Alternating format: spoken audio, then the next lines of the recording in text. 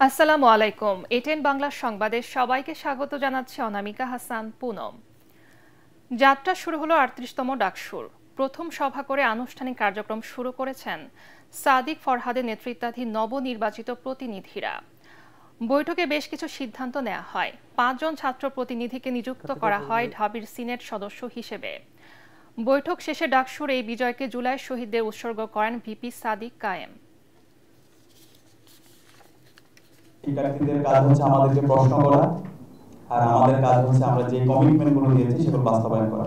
এখানে আমরা কেউ জয় অথবা পরাজয় হয়নি, হার জিতের কিছু নেই, আমরা সবাই জিতে গিয়েছি। ডাকসু নির্বাচনের মাধ্যমে জুলাই প্রজন্ম বিজয়ী হয়েছে, ডাকসু নির্বাচনের মাধ্যমে শহীদদের আকাঙ্ক্ষা বিজয় হয়েছে এবং ঢাকা বিশ্ববিদ্যালয়ের ৪০,০০০ শিক্ষার্থীরা বিজয়ী হয়েছে। ইলেকশন ইঞ্জিনিয়ারিং এর মাধ্যমে ঢাকা ও জাহাঙ্গীরনগর বিশ্ববিদ্যালয়ের ছাত্র সংসদ নির্বাচনে একটি বিশেষ ছাত্র সংগঠনকে বিজয়ী করা হয়েছে বলে অভিযোগ করেছেন বিএনপির সিনিয়র যুগ্ম মহাসচিব রুহুল কবির রিজভী। রাজধানী ডিপ্লোমা ইঞ্জিনিয়ার্স ইনস্টিটিউশন মিলনায়তনে ডিপ্লোমা প্রকৌশলীদের সংগঠন ডিইএভ এর নতুন কমিটির পরিচিতি সভায় তিনি আরও বলেন, ১৬টি পাবলিক বিশ্ববিদ্যালয়ে জামাতপন্থী শিক্ষকদের ভিসির পদে বসানো হয়েছে, তারাই এখন একটি ছাত্র সংগঠনের পক্ষে কাজ করছে।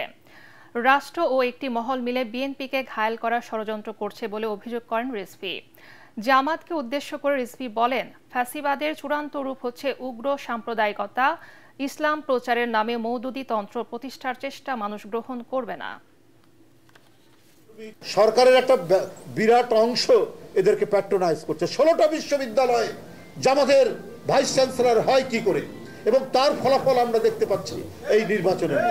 আপনি জালিয়াতি না বললেও একটা বিশ্ববিদ্যালয়ের কর্তৃপক্ষের সামগ্রিক মেকানিজম যাতে একটি ছাত্র সংগঠনকে বিজয়ী করা যায়, ঠিক একই কাজও ঢাকা বিশ্ববিদ্যালয়ে হয়েছে।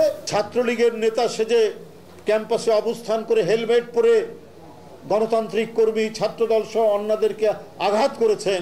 আবার শেখ হাসিনার পতনের পর আসল রূপ নিয়ে যারা ছাত্র শিবির হয়ে গেলেন, বিভিন্ন এলাকায় এলাকায় এই আওয়ামী লীগারদেরকে জামাতের সদস্য করা হচ্ছে, তার প্রমাণ আছে, ডকুমেন্ট আছে।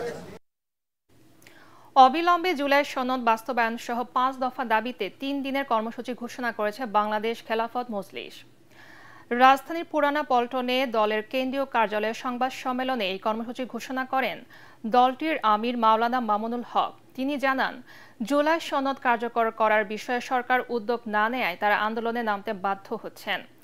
এ সময় জাতীয় পার্টি ও ১৪ দলের রাজনীতি নিষিদ্ধ, আগামী নির্বাচনে উচ্চকক্ষে পিআর পদ্ধতি বাস্তবায়ন, লেভেল প্লেয়িং ফিল্ড তৈরি, জুলাই গণহত্যা দৃশ্যমান বিচারের দাবিতে কর্মসূচি ঘোষণা করা হয়।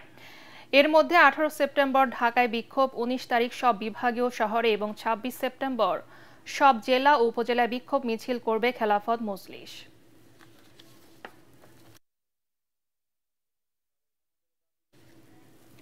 যাবজ্জীবন কারাদণ্ডের মেয়াদ ৩০ বছর থেকে কমাচ্ছে সরকার।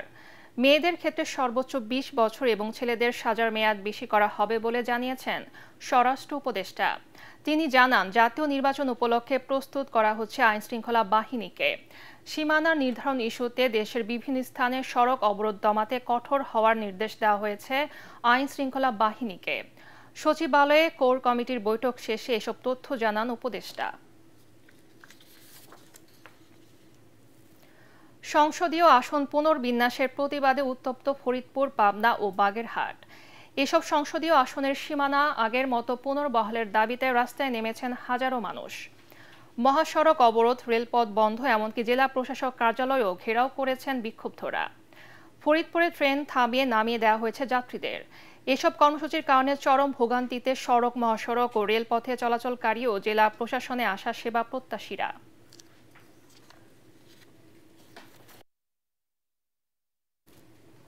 পরবর্তী সংবাদ দেখার আমন্ত্রণ জানিয়ে এখনকার মতো শেষ করছি। এটেন বাংলার সংবাদ ইউটিউবে দেখতে ব্রাউজ করুন, youtube/এটেন বাংলা নিউজ। ধন্যবাদ সবাইকে।